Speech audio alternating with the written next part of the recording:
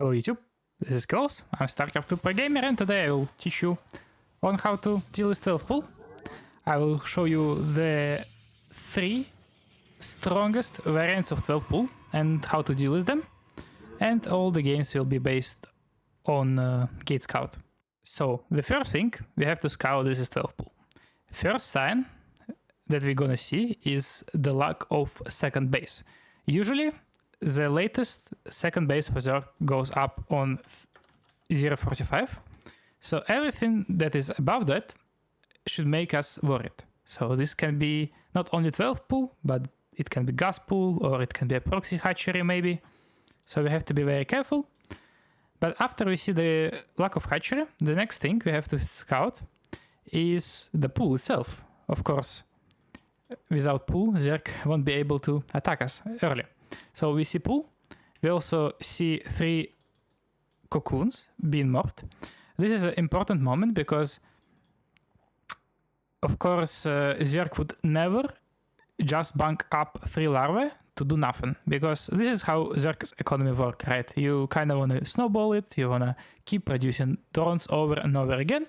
And in this case, Zerg managed to collect 3 of them to start 3 Zerglings at the same time. So for now, this is absolutely obvious for us. This is 12 pool, this is 6 Zerglings on the way.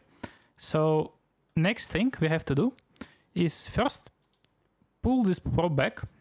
If you're an experienced player, you might try to block the hatchery for the Zerg.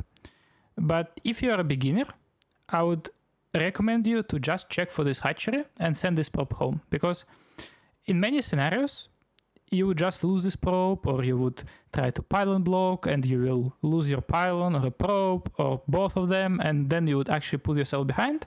But I promise you, if you just see the hatchery and go back home, you will still end up being ahead against 12 pool anyway. So we do that. We go down the ramp. As you can see here, I'm trying to block. I see the hatchery, and at this point you can pull your probe back right away. Very important moment here. Once you scout 12 pool, if you look at the game from my vision, the very first thing I do, and this is extremely important, most of the players that struggle to deal with 12 pool actually forget about this. You have to build a pylon right away. I scouted 12 pool, I instantly build a second pylon, because otherwise you would just get supply blocked in this second zealot. And this is so extremely easily to get this supply block, and it can be easily game ending. So once our gate is done, we go for a cybernetic score instantly, and we go for zealot instantly.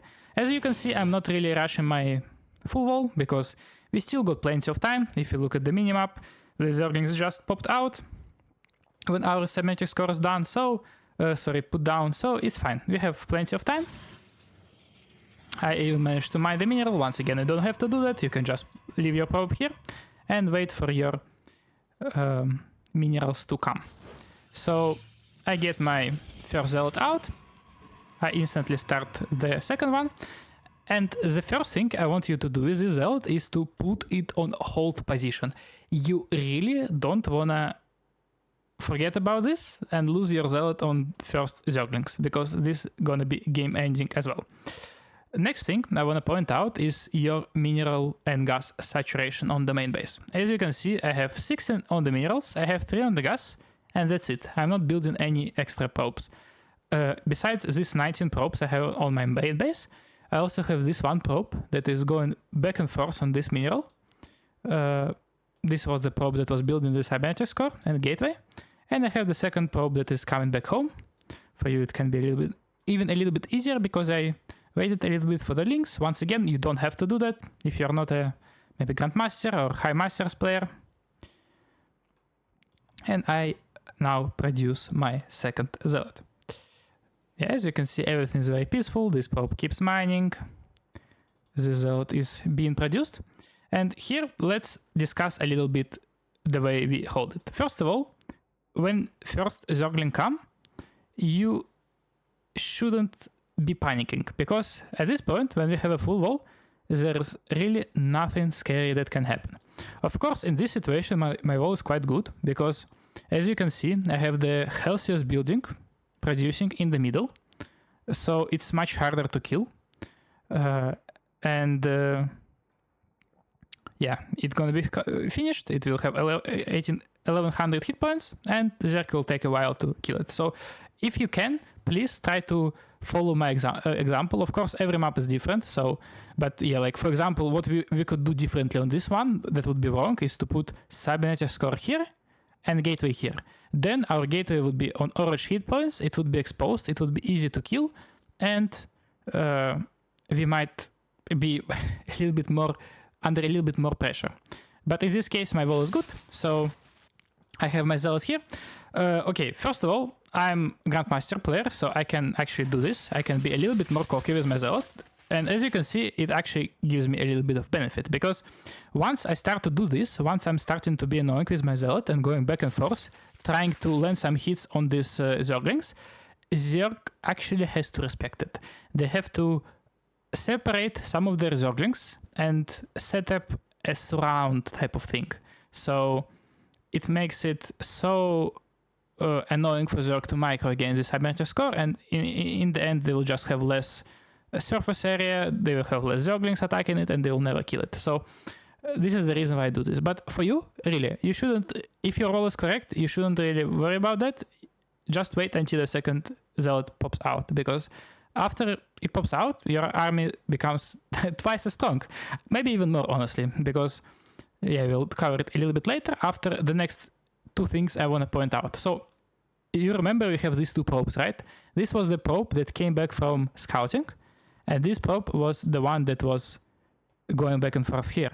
So this probe, without any hesitation, just gets a nexus, because at this point I know the hatchery is producing, I have these Zerglings, and I feel absolutely safe against this. So I put my nexus down, even before the adept. I don't really care about that. And this probe also, this is quite important, especially when we're gonna come to our third variant of 12 pool that I will cover. But this probe is very important. It's also important when you get the second zealot and when you try to be a little bit more adventurous with your zealots, because if at any point Zerg is trying to run past your wall, you can simply block it with a gateway, with a pylon or a battery. It will be very good for you. So once I have my two zealots, I start to actually picking up a fight, because the moment this Hornet Adept will hit the field, Zerg has to either run back home with all the Zerglings, or he has to trade them out for zealots. And there is pretty much not a third variant, because one adept can kill all of these Zerglings for free with a little bit of micro. So as you can see, now I'm starting to be a little bit more cocky with my zealots, and I'm trying to be more aggressive. So in these situations, let's think how we should micro. So first of all, we always wanna make the surface area on Zerglings as little as possible. We don't want them to get surrounded completely on both sides. So we always want to keep them together, and ideally we want to fight against some kind of building. So in this situation, as you can see, I'm trying to keep my zealots a little bit protected by this cybernetic score on the right side. So if Zerg ever takes a fight, it will be surrounded like this. So it won't be as deadly as it can. And the best way to achieve this actually is not to move your zealots, but to move command them and hold position. So you can just leave them here, and yeah, for Zerg it will be just extremely hard to attack you. And in most cases, Zerglings will just try to kill your zealots. So I keep doing that. I'm winning time for my adept, getting some shots landed on these Zerglings, and as you can see, I'm picking up a fight, but because it was a decent position, although not perfect, because as you can see, my right zealot was a little bit exposed, I managed to trade very efficiently. Of course, the zealot survived on 4 hit points, but even if we say that it didn't, the trade was still efficient for me. If you look at the situation, I have Nexus, I have all the probes in the world. Zerg has no speed, he has no drones, only one queen, the second one is on the way. And the very next move I want you to do is send, once you kill all the Zerglings, is to send all the units across the map. because this is the hardest part for Zerg after 12 pull, is a counterattack, because they absolutely do not want to build any additional Zerglings at this point, because if you look at the game from Zerg's perspective, there is just no drones, no queens, nothing. And imagine if you also have to build additional links right now, and after that, after they build links, they have to deal with Stargate that is on the way as well.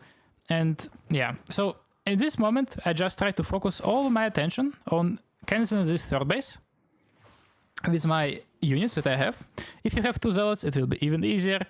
Just the way you can get behind against 12 pull is by losing both of your zealots and trading inefficiently against 12 pull.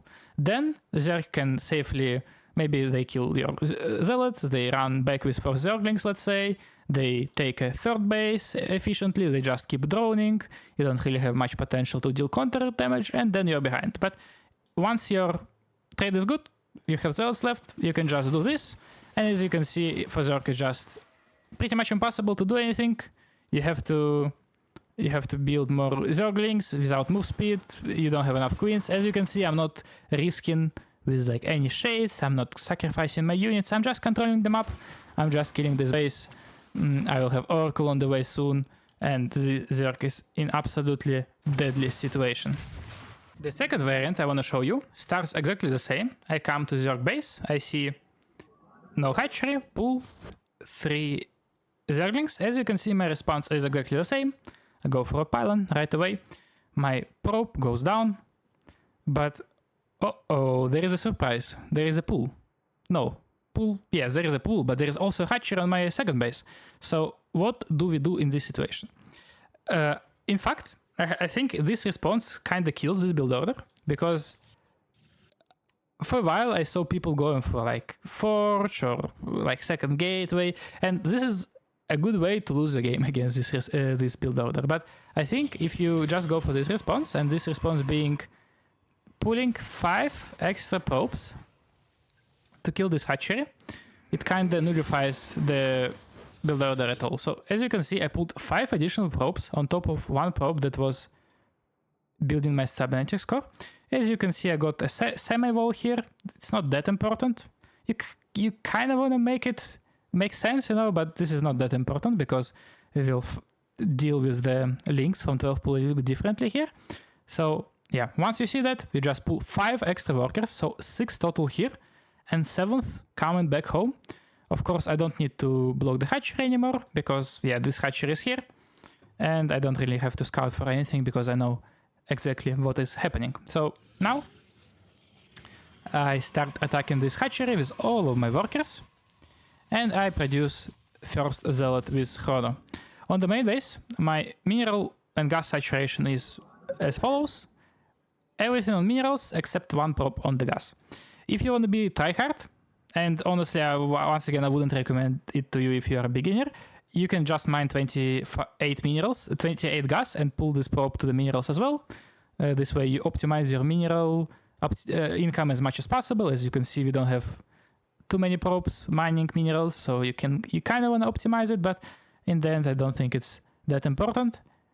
And another thing I want to point out, this is a mistake. At least if you're going to do it, don't do this way, because there is a good chance you will not kill the hatchery in time, because, for example, your probe pool was late, or maybe the map is a bit shorter. So you will just lose the game because of that. In this case, I was confident that I will be able to kill the hatchery in time, so I did this. But yeah, just be safe, put the rally point inside, and just attack the hatchery, because there is no way Zerg will be able to kill the gateway or anything along these lines in time. So I just attack the hatchery with all of the probes. As you can see, the 7th one is also assisting a little bit.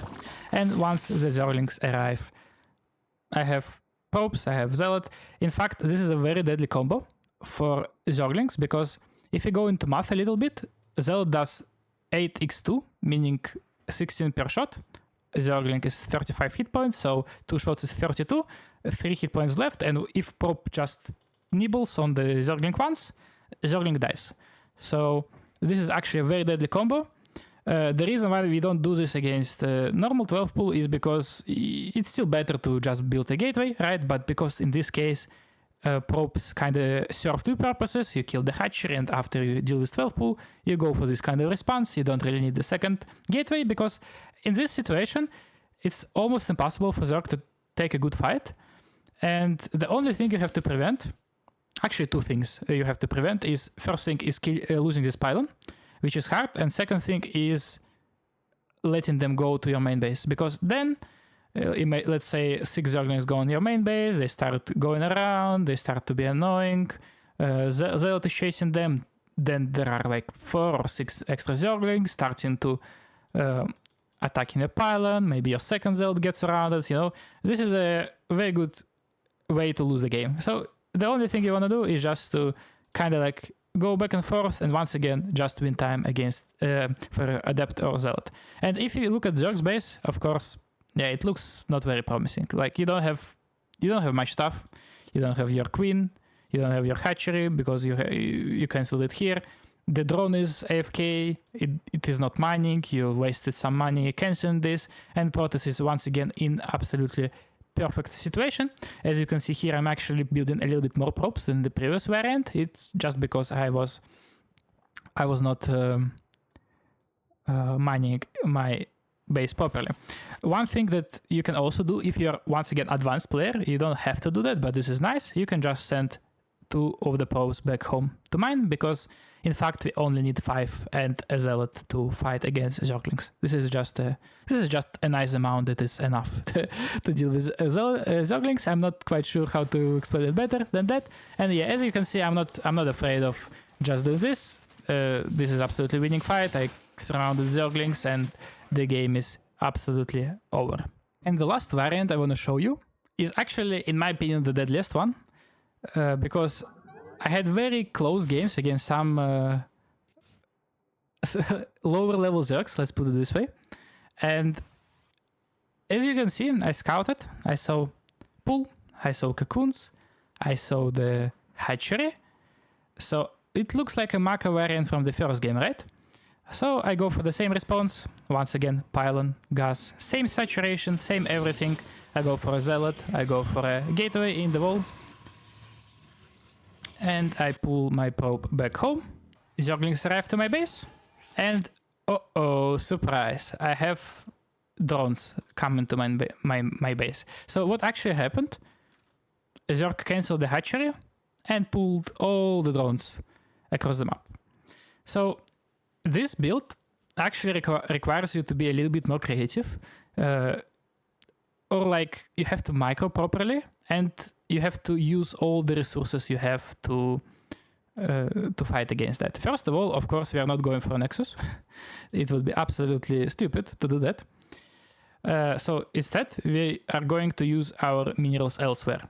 So once our Savagery score is done, we have multiple resources that we can use. First of all, we can warp a shield battery, because shield battery obviously gonna win us the game if it finishes. Second, we wanna reinforce our wall with pylons, because what they're gonna try to do is prevent our adept from going in or finishing, because if adept is actually finished, the game is over for the Zerg. So they will always try to surround your units, kill your pylons, and win the game. So this is exactly what we wanna prevent. We wanna make sure our Zealots are safe, they're not dying, and we also want to make sure we win as much time as possible. So build more pylons, build the batteries, and the main thing, if you can do that, full wall. If you can full wall, in most cases the game will be just over. So maybe you will see these drones with, maybe the build for Zerg will be a little bit worse, right? Maybe they won't fake a hatchery, you won't pull your probe back, you will leave it here, you will see drones, then you just full wall and it's fine. In this game, we can look at from my perspective, how I saw that. So I'm just playing. Don't forget this probe in the first game. I also had this. This is very important because it not only prevents this from happening, like Zergling just running to your main base, but it also helps you against drone pool. Because in this situation, as you can see, I see the Zerglings and I see drones coming. At this moment, I just managed to put a pylon down. By the way, pylon is much better than the battery, because it builds 33% faster, has the same amount of hit points and shield points, so you just gain hit points 33% faster. So in this case, I managed to do that. I put my zealot inside the wall as well, and I'm trying to get the second wave of wall coming at the same time. So as you can see here, I use this kind of creative resource that I had, and now I'm just simply getting my adept out.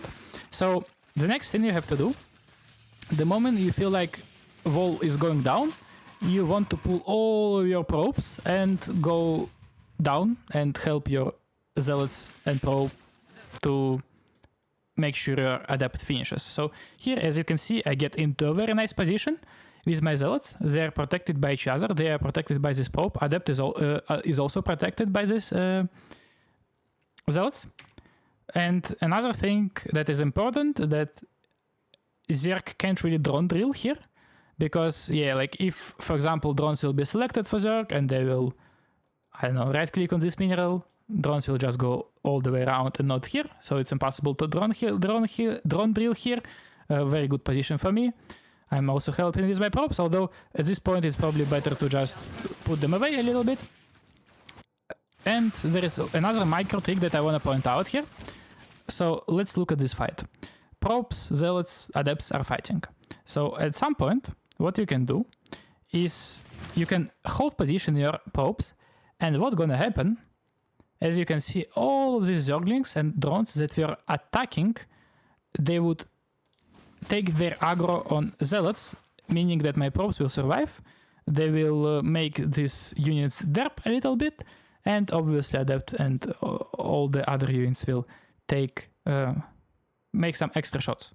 So this is a very nice trick with attack priority, because probes are they have the smallest attack priority. So if you hold position them and they're not attacking, they stop becoming attacking units, and Zerg is just ignoring them. Of course, there are some counterplays that Zerg can do, for example, hold position, but it's still not as efficient as attack command. And yeah, as you can see here, I win very confidently. And that's gonna be it for me today. I hope it was useful and educational. Let me know what build order you want to counter next time, and see you. Bye bye.